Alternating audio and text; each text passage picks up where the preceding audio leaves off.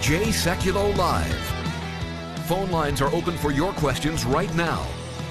Call 1-800-684-3110. That's 1-800-684-3110. And now, your host, Jordan Sekulow. So we've got 3 lawsuits actually in the state of Georgia, 2 in federal court being heard today. The first, the GOP, it's a GOP lawsuit that seeks to reverse the ratio for rejecting a ballot, asking that every ballot envelope be reviewed by 3 officials, and if one of the reviewers says the signature doesn't match, the ballot would be rejected and sent through the cure process. So again, the people would still have an ability to cure if that was actually their ballot and they just signed it bizarrely or signed it kind of wrong or too fast and didn't match. They would still have the ability to go and cure their ballot in what they're expecting to be a very close races. So again, it wouldn't disenfranchise a vote, but it would. But what they're asking for is that they at least not just automatically count those, which is what happened in the general election.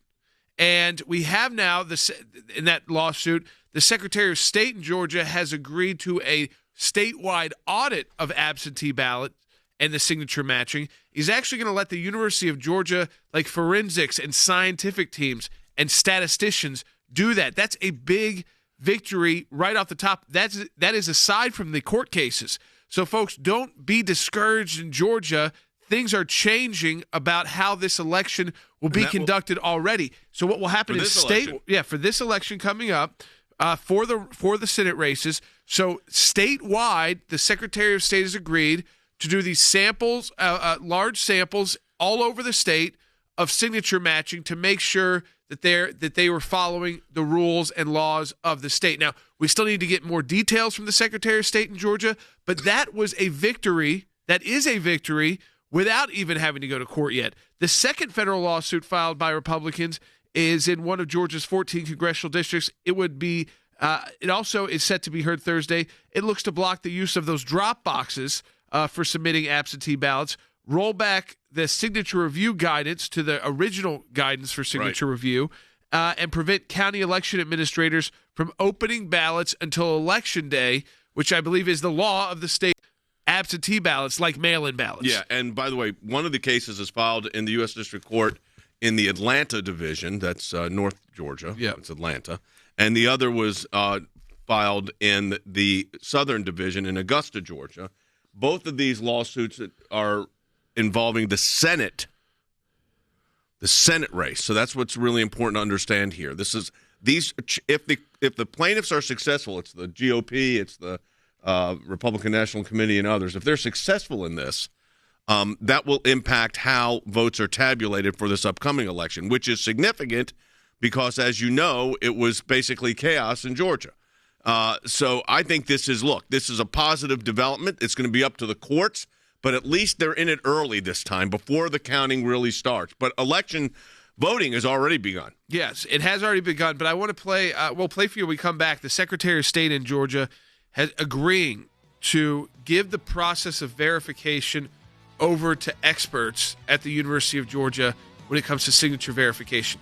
Again, the RNC, the NRSC, they still want more information about how that's going to be conducted. But let me tell you something. I'm hearing that people are again, they're just distraught in Georgia, Republican voters.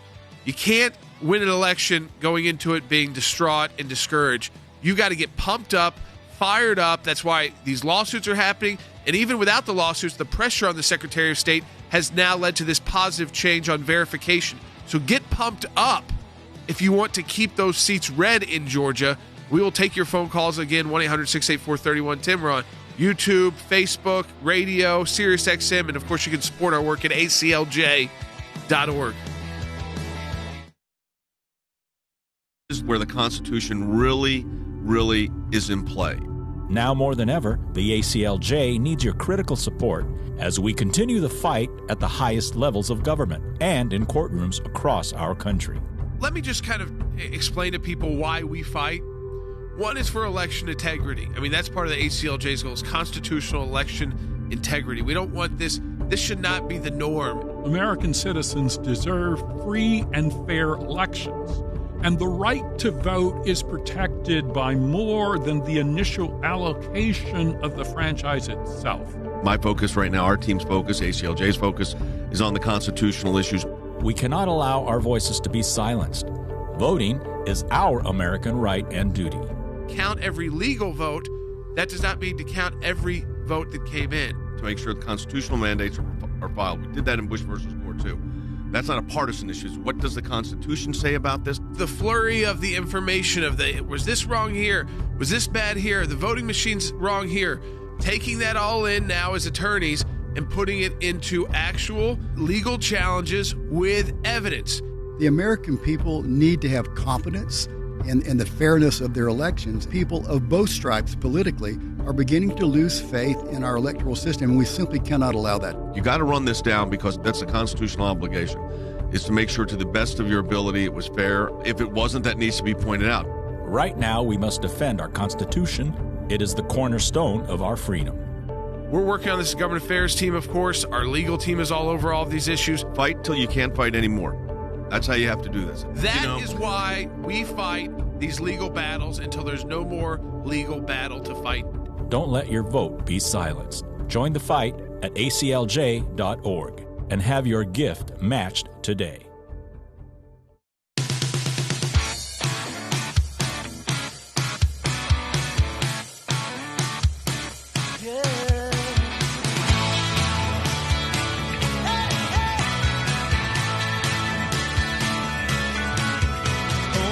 All right, welcome back to Jay Sekulow Live. This is Jordan Sekulow. We are taking your phone calls because we believe that what is happening in Georgia is so significant. Well, I mean, especially... It's a national election. Yes, because you've got 2 U.S. Senate seats up for grabs, and it will determine who is in control of the United States Senate. Is it Republicans or Democrats? And Nancy Pelosi is going to be in charge of the House. Listen, realistically speaking, there's a very good chance Joe Biden is going to be president. And then the Senate could be in the hands of Chuck Schumer. And so, folks, we are seeing good things happening in Georgia, though, when it comes to changing how the election is conducted for these runoff seats. And let me play for you the Secretary of State, who I think has done a horrendous job, by the way, in Georgia. Yep. But he's coming around to the pressure. Take a listen, Bite 32. We are conducting a statewide signature match study with a research team from the University of Georgia. This team will work to restore faith in the process and put these rumors to bed once and for all. All Americans, all Georgians, all voters, all deserve respect. Well, yes, all voters deserve respect. I'm glad that he's having the signature match study done with the research team from the University of Georgia. I'm more encouraged that as we are on the air, 2 lawsuits are being heard, one in the U.S. District Court for the Northern District of Georgia in Atlanta, and the other in the United States District Court for the Southern District of Georgia in Augusta, both dealing with closing these ridiculous loopholes that were created in the mail-in process, lack of signature verifications, drop-off boxes where you could, do things the old-fashioned way, as I like to say. Andy Economo is senior counsel for the ACLJ. He is in Atlanta this week, actually. And Andy, you called me last night. You said there were a lot of ads running already, but at least we've got to get people to understand that they have to vote. I mean, you can't go with this, we're going to, they stole it, so we're going to not vote. Yeah, that's correct, Jay. There are a lot of ads being run for both sides. There are some vicious attack ads. Some are trying to extol the merits of each candidate, but there is a completely total all-out campaign by both the Democrats and the Republicans for these 2 seats, which will affect the control of the United States Senate. But the biggest mistake that we could make would be to say that, well, the election on November 3rd was illegal, invalid, it was somehow tainted in a terrible way, and therefore we're not going to vote. That's a mistake. The franchise, the right to vote, the exercise of the right to vote is paramount and important. We've got to get out there. Early voting in Georgia started December 14th. I am going to vote early in Georgia. There already are people who have voted early in substantial numbers, and I'm glad to hear that. Don't listen listen to those people who tell you not to vote because the election is tainted or somehow problematic. Get out and vote. One of the things I want to tell you, if you're watching on our social media platforms, be it Facebook or YouTube or any of the other ones that were on Rumble, whatever it might be, I want to encourage you, if you're on Facebook, hit like and follow. If you're on YouTube, which is really for the last month, we've been broadcasting simultaneously on YouTube. We want you to, of course, share this with your friends. That's really important. But also subscribe.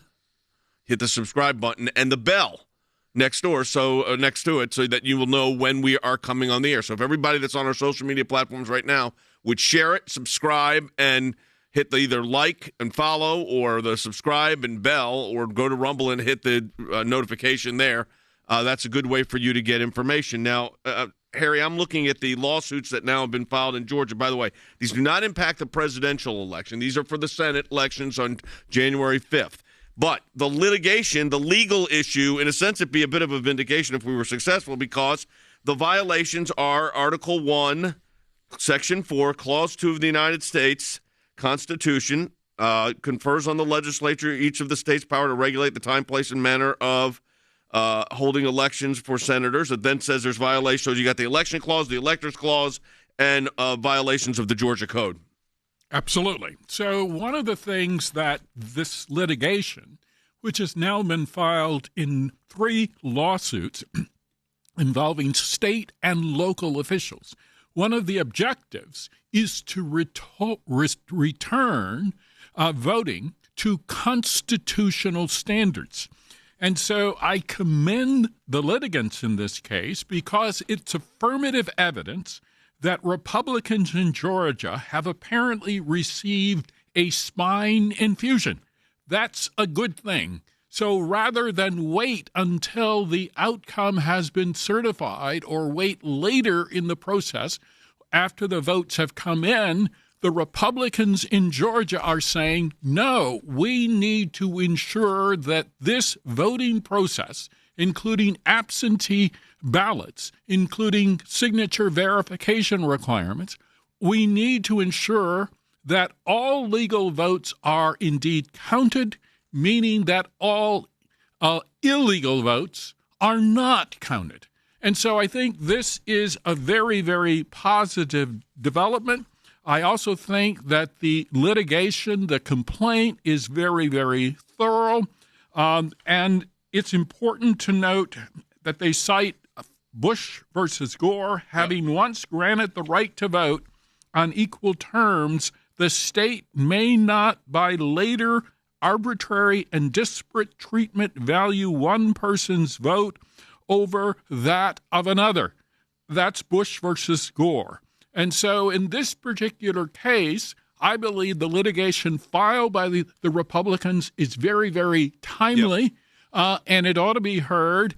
And in my judgment, based on my review of the litigation so far, it deserves prompt judgment, and it deserves a preliminary injunction. Well, they're arguing today, so the injunction aspect of it's being argued today.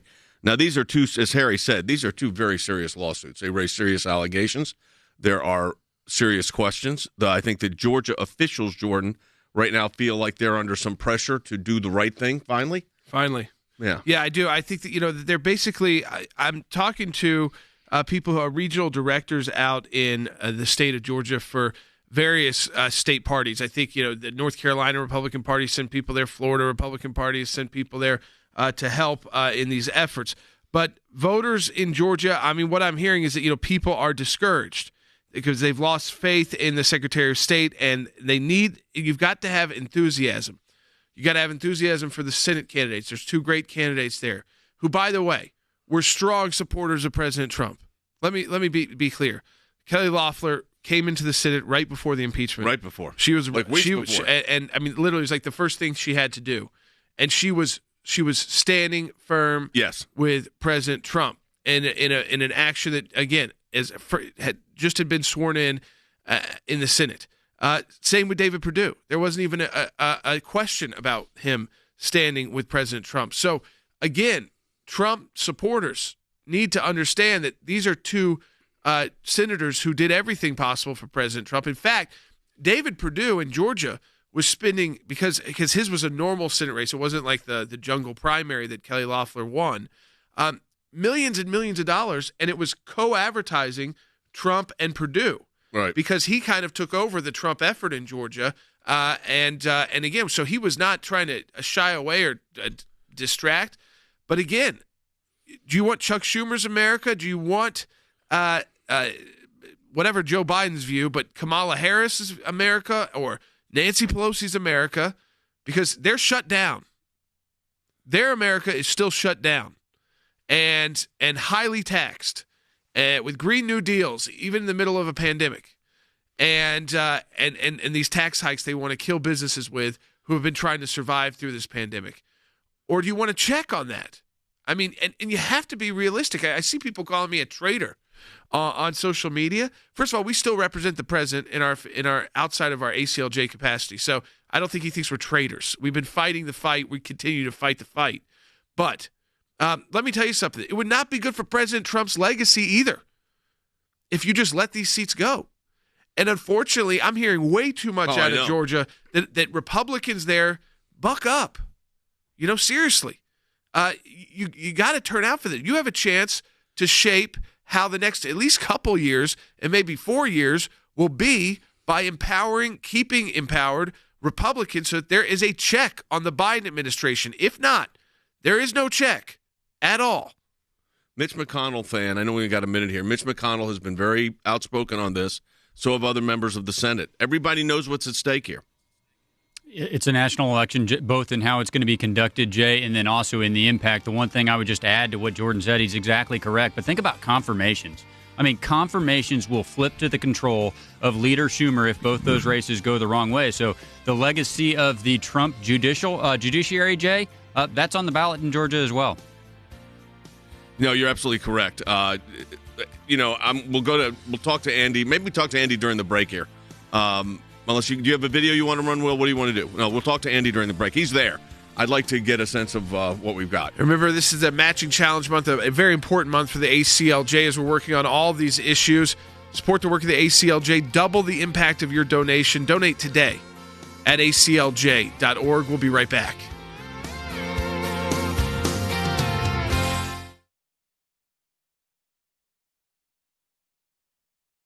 Ads are unrelenting. I mean, both sides, obviously, but like every ad, everything on every break is an ad. That's right, Jay. I mean, whether you're watching YouTube or whether you're listening to the radio or whether you're watching television, every 2 minutes there's an ad from either Kelly Loeffler and David Perdue or from Ossoff and Warnock extolling their virtues and condemning that of the opposition. So it is a relentless ad campaign. I've lived in Georgia 54 years. I have never seen anything like the ads that are flowing from these two sides. There are signs up. There are ballot boxes left for absentee ballots in a public library on Ponce de Leon Avenue the other day that I drove by, and I looked at it. It wasn't very secure looking to me. It looked like something from the 1950s. So these suits that have been filed, especially the one that has been filed in the Northern District of Georgia in the Atlanta Division, Jay, it was filed by an excellent law firm, McGuire Woods, who is a very well-known law firm. I know you know them. Oh, very well. And, Richard Cullen was their managing partner. Yep. And I've read the lawsuit. It's an excellent lawsuit, and what it really focuses on is how they approach the counting and use of absentee ballots. Very well done, and very scary when you see how loose the procedure is in the 159 counties and how it varies from county to county, and how he says, or they say in the lawsuit, it needs to be uniform. Yeah. No, I think these are very legitimate lawsuits. They have a direct impact on the Senate elections. I want to know also what the Senate is thinking on this. We'll go to Tham Bennett when we come back to our radio audience. But, hey, hit subscribe right now if you're on Facebook or YouTube, and hit that bell. We want to get up to 300,000. Here we go.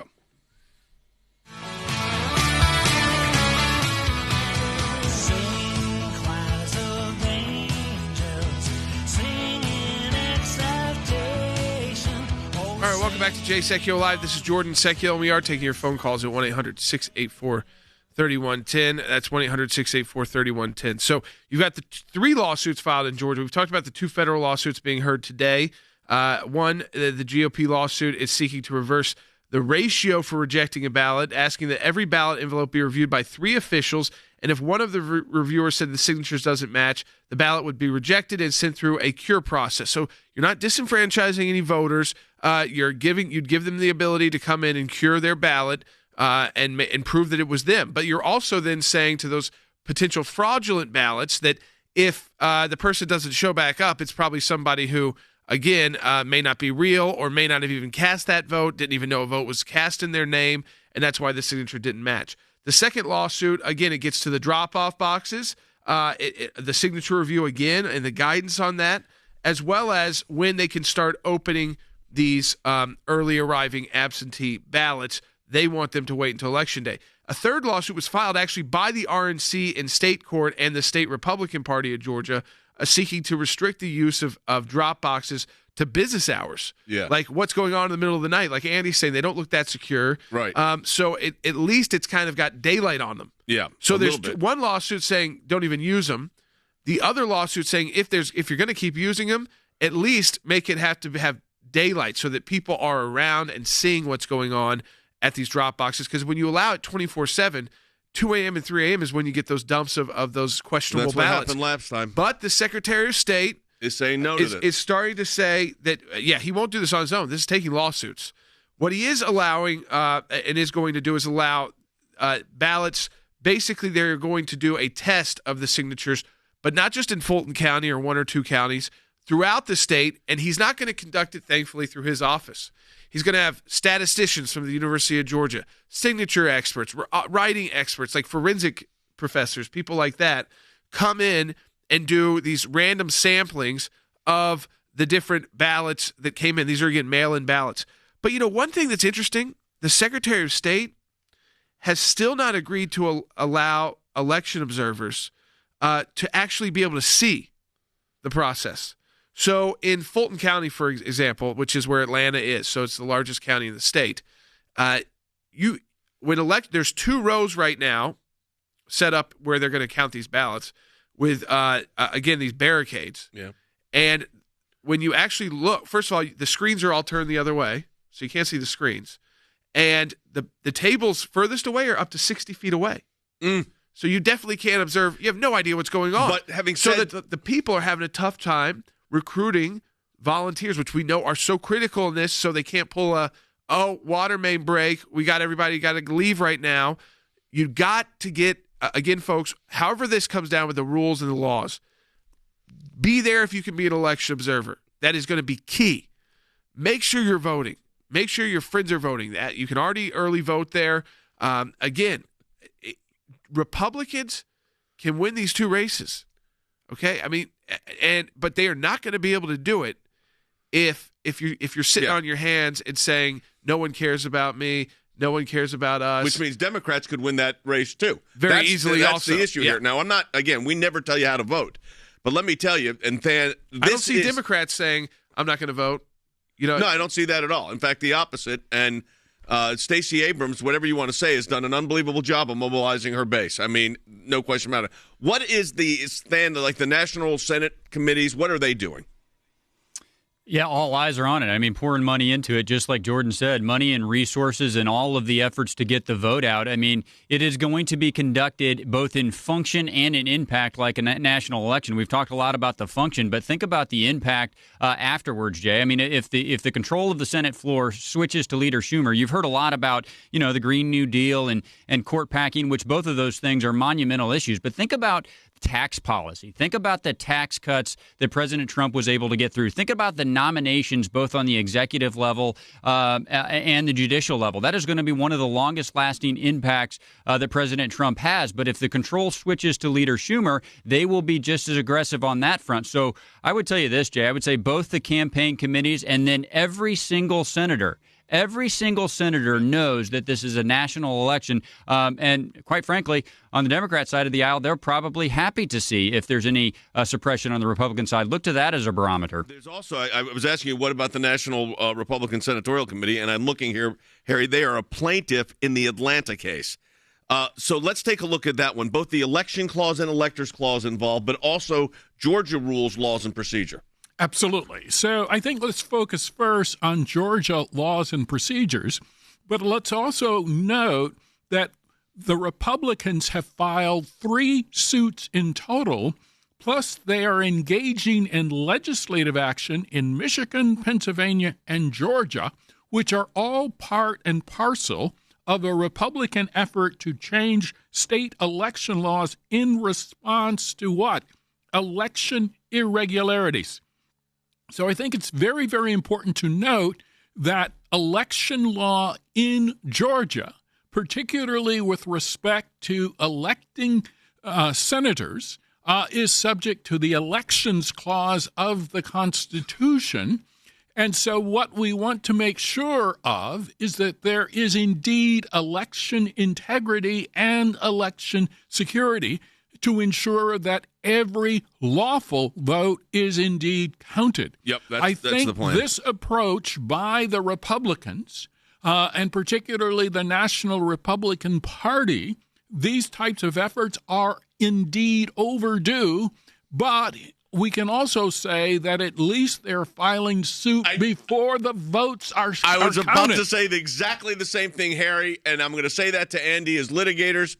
At least the lawsuits are being filed weeks before the actual election, not the day or a week afterwards or two, Andy. Right. Today is December 17th. There's a hearing in federal district court in Atlanta today. The election is January 5th. That has given us the court significant time to make a decision, and at least the litigation has begun. And these lawsuits, as I said, the one in Atlanta that has been filed is an excellent lawsuit. It talks about absentee ballots that are being allowed without meaningful checks on their validity, and saying that we need meaningful signature checks and matching pursuant to the First and 14th Amendment to the Constitution. It orders the defendants to implement signature review by 3 reviewers, provide meaningful public observation from at least one person from each political party, and implement safeguards to require ballots that are mismatched to be segregated for additional review consistent with ballot rejection procedures. So what the main thing here, Jay, and this is why this is so much like Bush v. Gore, provide consistent signature matching standards to all counties in Georgia.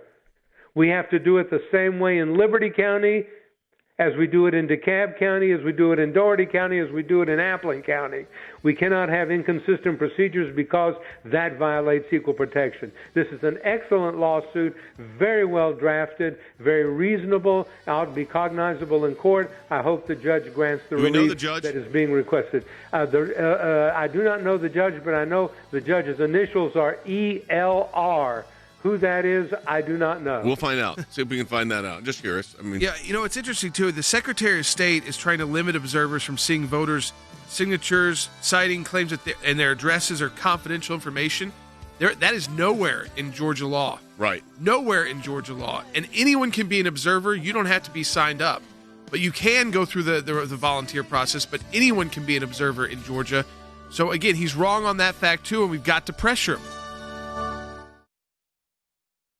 Our ACLJ members, or for those of you that enjoy watching this broadcast, whether it is going after the deep state, whether it is litigation that we're engaged in, whether it is defending the persecuted church and getting individuals out of prison because of their faith in other countries, whether it's training lawyers to fight for religious liberty, not just here in the United States, but around the globe, whether it is producing a daily, 5 days a week, 1-hour live television and radio broadcast heard on thousands of radio stations, on TV platforms, on social media platforms. Your support of the ACLJ enables us to do all of this. We want to encourage you to support the work of the ACLJ. And when you do that, you're supporting our production teams, our videos, whether it's that kind of production and other things that we are working on. The ACLJ is front and center on this. We're in a matching challenge campaign. Any amount you donate, we get a matching gift for. Go to ACLJ.org today. That's ACLJ.org. Live from Washington, D.C., Jay Sekulow Live.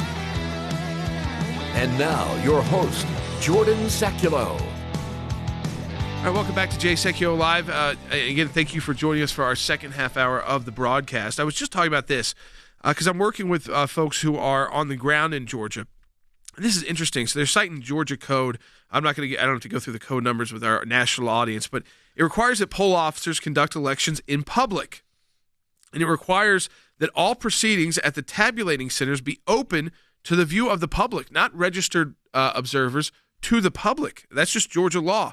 And the Secretary of State put out this bulletin December 9th of 2020. So this was in the lead up to, again, this is the lead up to this election, the runoff election, which will determine the control of the U.S. Senate. And he's incorrectly limiting observers from seeing voters' signatures on envelopes, citing another statute to claim that addresses are confidential information.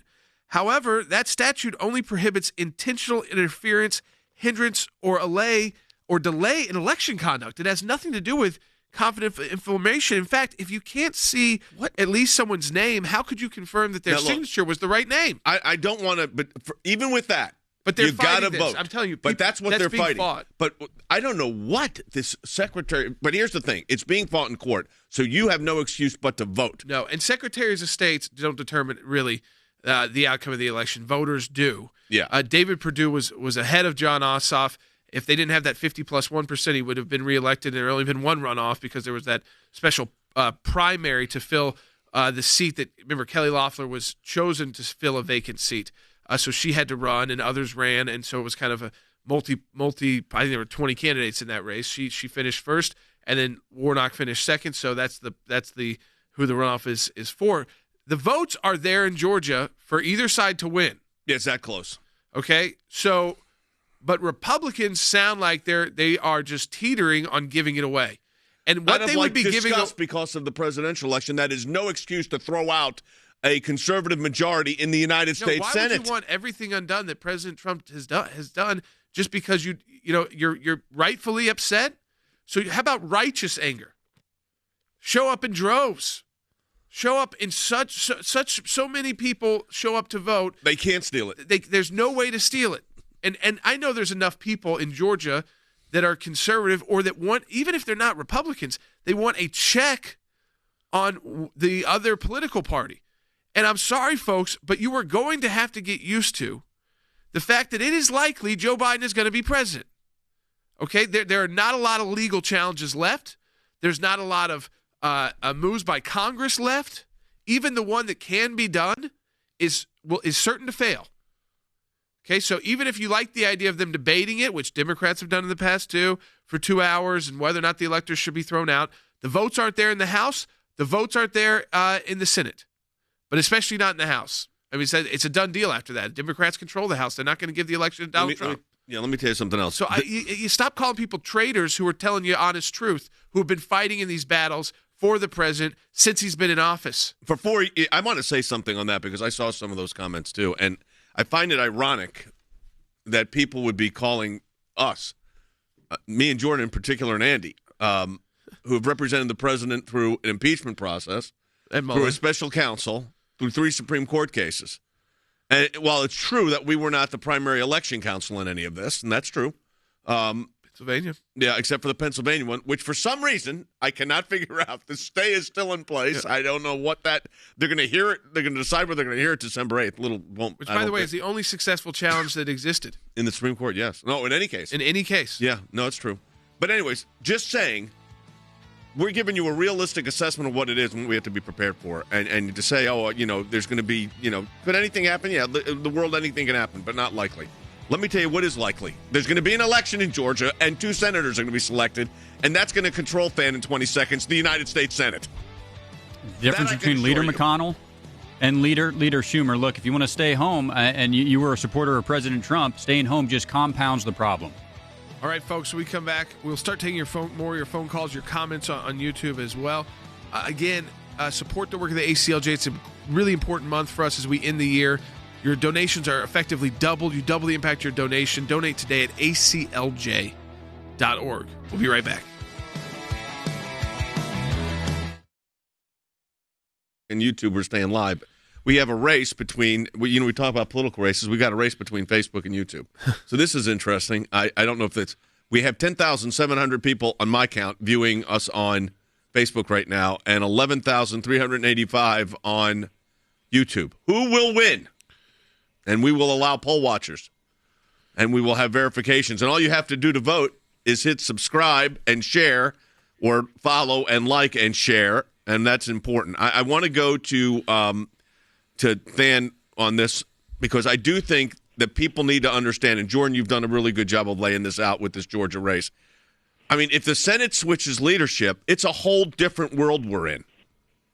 It's a completely different ball game, Jay. Yeah, you're playing 100% defense on issues that we care about. Look, the judicial confirmations, the executive confirmations, the legislation, the Green New Deal, the court packing, all of it is full-scale defense. And here's the thing: I want to echo some comments about the Secretary of State's reaction on observers. Jay, there is something that people can do about this. The Secretary of State says, "Well, we need new photo ID laws." Well, okay, maybe that's true, but guess what we need right now? We need the existing law in Georgia enforced. He can do that, and people can have a role in that. Jordan said people should show up in droves to vote. I fully agree with that. They should also show up in droves to be observers. There should be so many observers that they can't keep them that far back, Jay. All we need for the integrity of an election in Georgia to happen is for the existing law in Georgia to be followed, and for the places where we know there were problems on November 3rd, for the people in Georgia to not allow those problems to repeat. They can show up in droves, and they can make sure that existing law is enforced. That's exactly what we hope happens, and we're going to find out. It's only 3 weeks away. Not even 3 weeks? What's today? The 16th. It's about 3 weeks. 3 weeks, folks. This is. Hey, welcome back to the broadcast, everyone. Two lawsuits have been filed in Georgia for the Senate race, and they're both serious. I want Harry Hutchinson to take a minute and describe both, and then Andy Economou was actually back in Georgia this week. So he's going to give us an on-the-ground report. But, Harry, you got two different lawsuits filed here. I think that is correct. So when the votes are cast in person, and this is the Republican Party lawsuit filed, I believe, in North Georgia, when the votes are cast in person, Georgia requires photo identification to protect the integrity of the election process. In contrast, absentee ballots are verified by signature comparison, not a secure photo identification. By statute, a single election official compares the signature on the absentee ballot oath to the voter's signature on file. If the signature is missing or rejected, then the ballot is segregated and the office contacts the voter to provide an opportunity to cure the invalid ballot. As explained in more detail, many counties in Georgia on November the 3rd accepted virtually all absentee ballot signatures, rejecting an impossibly low number of mismatched signatures. So this particular lawsuit centers on ensuring that the absentee vote process complies with Georgia law. In another lawsuit file, the focus is on drop boxes, and both lawsuits actually talk about drop boxes. But one of the issues in Georgia is that these drop boxes, essentially, in my opinion, are set up randomly, if you will, throughout Georgia in an insecure location, and there's no security attached to them. And so it strikes me that that's an open and obvious invitation for ballot box stuffing. The old-fashioned way. The old-fashioned way. So these are the challenges that are in place to try to stop this. Now, right. Andy, you've actually seen them. So, but I'm telling you, folks, in Georgia, you have no excuse. You have got to vote. You've got this litigation going on to try to tighten things up. And even if it doesn't, by the way, in the district court, looks like the judge is an Obama appointee, I think. It is. Okay, but it's going to go to the Court of Appeals, and it goes to the Supreme Court, and these are actually real cases. These are cases that have merit and have a better chance of success, I would think, going all the way up. Having said that, okay, Andy, you're there, and you see these boxes, and you see what's going on, and both sides have got to engage. Well, I was driving down Ponce de Leon Avenue, which is one of the main thoroughfares in Atlanta, the other day in the driving rain, and I see absentee ballot drop box, and it was at a public library on Ponce de Leon Avenue, and there was no security around it. I could have gone in and picked up the box and walked out if I wanted to. I could have put anything I wanted into that box. It looked like something out of the 1920s. And if that is a secure drop-off box, then, I'm Winston Churchill. It's just not the case.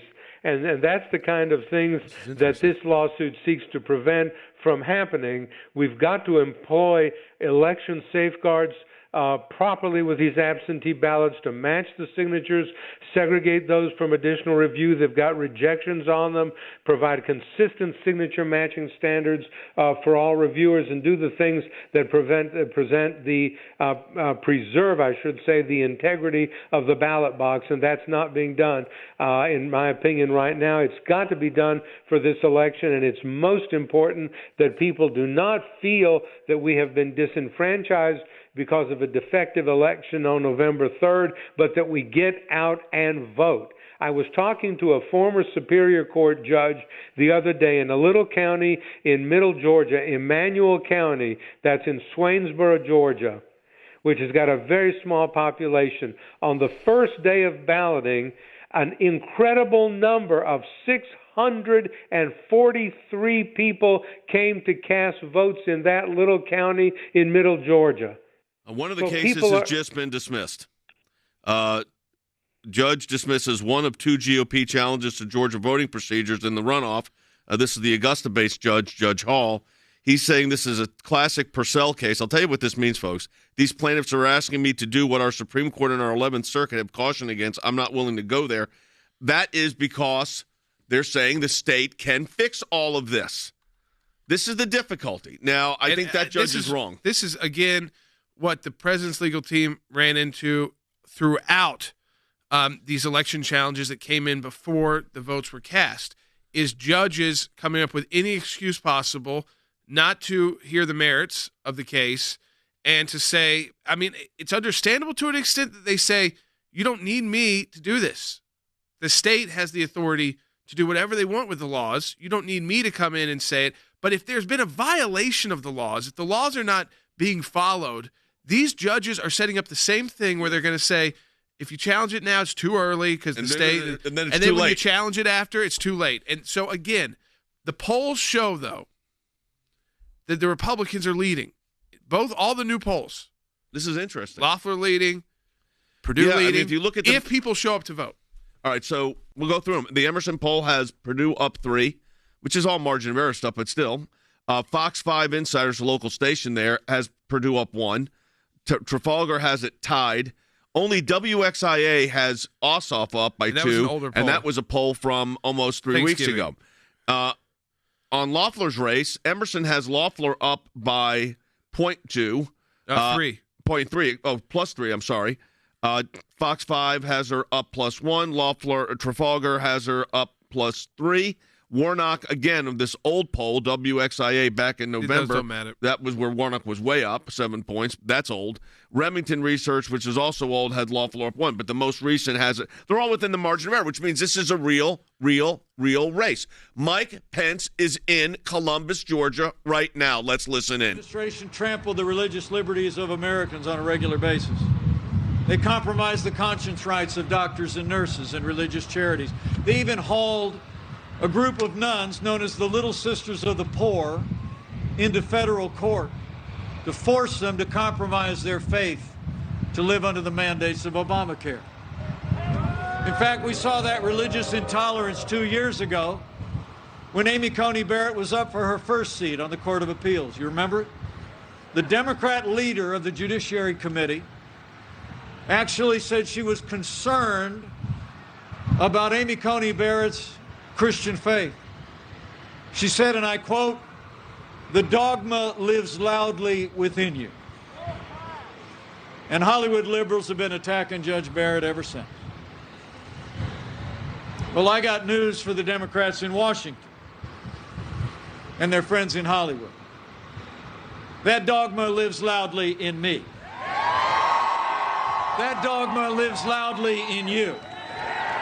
and the right to live and worship according to the dictates of our faith lives loudly in the Constitution of the United States of America. All right, folks, I think what Mike Pence said, by the way, was just perfect.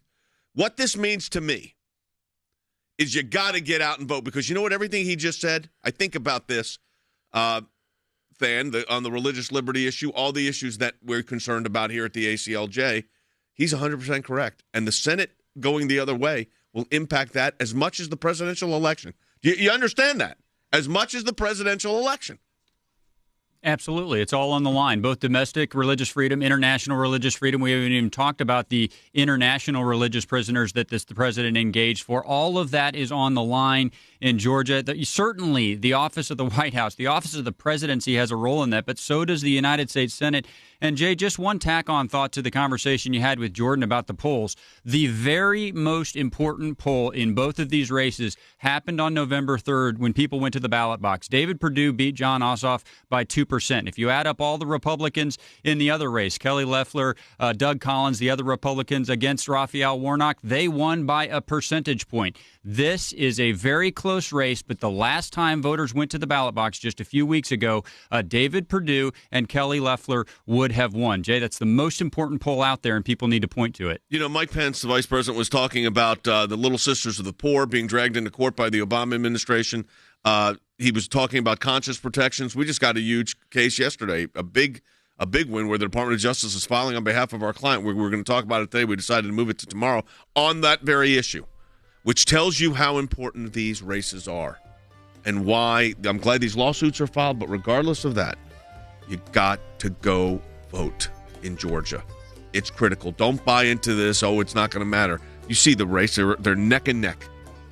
Conservative constitutionalists can win this if they get out and vote. All right, folks, we're going to be back. We're going to take more of your phone calls. I know people have been holding on the line. We're going to get to those calls, those questions that have come in through Facebook, through YouTube as well, and Periscope. You continue to call us at 1-800-684-3110. Remember, this is such an important month for us at the American Center for Law and Justice as we're battling. Again, so our case involving that Vermont nurse, you may remember, who was lied to and then ended up in an abortion procedure, and we won the case at the civil level. Now the Department of Justice is opening up an investigation. It was sued, actually, the University of Vermont for violating the pro-life conscience rights of our client. Okay, and so you've got the civil action, and now you've got the DOJ action. This is the kind of work we do at the ACLJ. Support it. Double the impact of your donation. The matching challenge goes through the month of December at aclj.org. Donate online today. We'll be right back. Thanks to your support of the ACLJ, we have had many victories. The IRS now formally apologizing to Tea Party groups. The IRS did the right thing by resolving the case with an injunction that mandated a complete change of the IRS nonprofit tax-exempt work as it relates to issue advocacy organization. If any group feels like they're being targeted, they can go to federal court and bring our case. That's a victory. It's one of the most significant wins in the ACLJ's history, to take on the IRS and win. For more than 27 years, the ACLJ has been fighting for freedom and liberty in the United States and around the globe. These are young people in their 20s and 30s that are doing this. They're fighting for life at a whole new level to beat back the abortion juggernaut. We've got a whole group of young lawyers that are defending them. Those of us that believe in life know that we're on the right side of history. We understand full well children are children, and they're precious in God's sight, and they're precious in our nation's sight, and they're precious to parents. But I actually think we're winning. This is one of the social issues we're winning. The release of Andrew Brunson. He is the American evangelical from North Carolina, held in Turkey for more than 2 years. They're rushing us to the airport, and there was an Air Force plane that came from Germany that had been on standby. We're flying, and they finally left Turkish airspace. It's like, okay, now we're really out of Turkey and free again.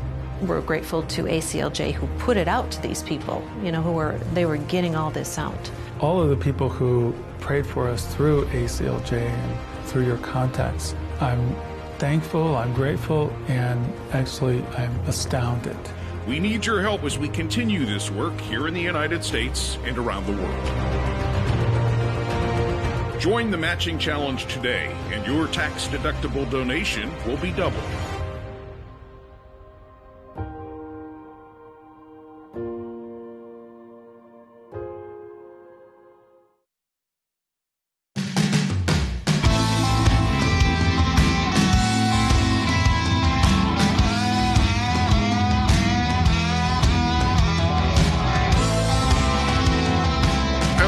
Jay Sekulow Live. I want to get right to phone calls coming in because Phil from California has been holding on.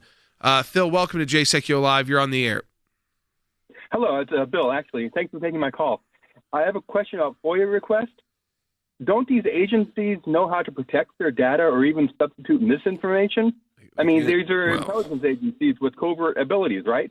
Yes, but if they do that, first of all, the intelligence agencies, which we've been successful with, and so, by the way, we have DNIs right now. We had a former DNI, Rick Grinnell, who works with us at ACLJ, who has started declassifying a lot of the information so you didn't have to go through this process. And Ratcliffe is still in place right now, so when we're filing these FOIAs on Swalwell, he is in place running he can direct that FOIA process or just put the info out. That could occur in this situation. But anyone doing that is committing a federal crime. So while they'll fight you in court over what should be because it's classified or what they have privileges about sharing, you have to be willing to fight for the information. You will ultimately get it, and usually it leads to requests for more information because as much as you could imagine what they may try to do, most government bureaucrats don't want to spend 20 years in jail. So they'll fight their legal rights that they have and their exceptions in court, but I'm not worried about them. Again, one, they're not there to protect congressmen like Swalwell. They're there to, if it's classified, it's to protect the U.S. security, not Swalwell, not him. And then second, I mean, we've had great success in our FOIAs that lead to massive information. Oh, incredible. That again, think about this. ACLJ files a lawsuit. Where's the blog on that, Will? I mean, it's like back in, 3 years ago in Vermont. And we're filing the lawsuit on behalf of that nurse. Now the Department of Justice has sued the University of Vermont for violating a pro-life conscience clause right, so it's like a civil rights violation. That's the kind of work we do. That's where it leads. The civil work can oftentimes lead to the Department of Justice and the federal government getting involved. I think that's important. I mean, the case is the United States of America versus the University of Vermont Medical Center. USA versus University of Vermont Medical Center because of our client and your support of the ACLJ so we can represent our client at no cost, which is very important. You can imagine a nurse not being able to go out and hire the same kind of high-profile law firm as the University of Vermont can, that hospital. So she gets the same kind of lawyers the president has in all those matters, impeachment and Mueller, and at no cost. That's because of your support to the ACLJ. This is a great month to donate. If you're thinking about it or you already have before in the past, this is a great month because you double the impact of your donation if you donate online at aclj.org. I want to say something also on this Georgia race because I think it's important. Harry mentioned the fact that you got these two lawsuits that are pending that involve both the election clauses and the electors clauses and the Georgia statute. But you know what? Regardless of that, if the numbers are high enough and the turnout is large enough, it's not going to matter. So, I mean, I think it's very important that these lawsuits are going on. But the right to vote is sacrosanct. It's sacred in the United States. And I know there's a lot of negative down there. I'll go to Andy first. I know there's a lot of negative and people are discouraged. But there is just too much at stake in the state of Georgia. This is the first time that I can recall in my lifetime where the state of Georgia is going to determine a half of a branch of government. That's true, Jay, and there is a lot of frustration down here, frustration among people that I speak to because they feel that their vote doesn't count. It didn't count the first time. It's not going to count the second time. Why go out? Why do this? Why go through the process of either voting in person or absentee ballot? It's going to be stolen. It's going to be taken. You can't think that way. You've got to have faith in the system that it's ultimately going to work out if you get out and vote in sufficient numbers. And that's what conservatives, people who believe in life, people who believe in the Constitution, people who believe in the statutes, like all of us at ACLJ and the things that we champion, you've got to make that effort to go to that precinct on election day or multiple precincts that are available and open in Metro Atlanta, for example, places all over the place where you can cast an in-person ballot. I'm going to go on Saturday or Sunday to do it in person because that's just the way I do it. But you can vote and you can make a difference. The mistake you make is sitting home and saying, forget it, it's not worth it, I'm not going to do it. It is worth it, and you have to do it. These lawsuits mean nothing unless you vote. No, that's exactly right. And that's why, Harry, as important as the lawsuits are, the voting is more important, the actual vote. Absolutely. So it's very, very important for the people in Georgia to look at what is at stake. Yes. And they have the power, if you will, to decide the future direction of the United States Senate. Keep in mind that if you look back at all of the victories achieved under the Trump administration with respect to the nomination and confirmation of a huge number of judges, both at the appellate level, the Supreme Court level, and the district court level, all of that was possible because the Republicans control the United States Senate. So I can't tell you how to vote, but if you are conservative, you ought to consider the impact of your vote on the future of the judiciary in the United States. It's in your hands. No, clearly it is. I mean, this can't be understated. Let's go ahead and take Ann's call, last call of the day. Yep, last call of the day. Ann, welcome to Sekulow Live. You're on the air. Thank you so much for all you do for America. I'm a longtime supporter and admirer. Okay, in regard to the upcoming Georgia Senate race, I just want to raise a concern and speak out for our military vote. I believe there are about 13 bases there, maybe. Yeah. And I'm concerned that our military vote is, number one, encouraged, and then number two, neither disallowed nor changed through something weird like adjudication once received. And then also any military personnel that might be deployed abroad, that there are enough controls in place to ensure their votes are treated with just as much importance. Well, they're supposed to be, and we've heard no indications of anything interfering with the military ballots, even in the previous election. In the election for president, you didn't hear anything on the military ballot, so I feel good about that. But of course, Georgia has a big military presence and a big military base, several of them. I'm thinking I went to law school in Macon. Warner Robins, I guess Warner Robins was the closest one there, a big Air Force base. Dobbins up in Cobb County, and there's in Columbus. That's Fort Bragg. Which one? Fort Benning in Georgia. So, I mean, you've got a lot of – I mean, I'm leaving half of them out. Yeah. So, yes, military election support is protected. I don't want people to get overly hyped up about, how if this case comes out the wrong way, I'm not going to vote. Don't do that. It's good that they're filing the suits. I think it's important that the lawsuit and litigation's filed. But however that comes out, folks, you need to vote. Absolutely. I mean, folks, 100%. If you don't vote, you can't win. And you know what? This throwing up your hands in the air, don't act like babies. That's exactly what the left wants you to do.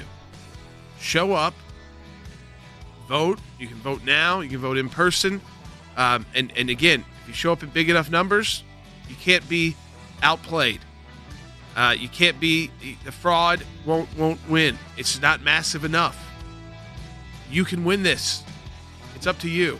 If it's a loss, it's because you all sat at home in Georgia. And this is a bottom line truth. And so, again, stop acting like babies. Start acting like adult voters, and protect the president's legacy with keeping control of the U.S. Senate. Support the work of the ACLJ at aclj.org. In our Matching Challenge Month, we will talk to you tomorrow.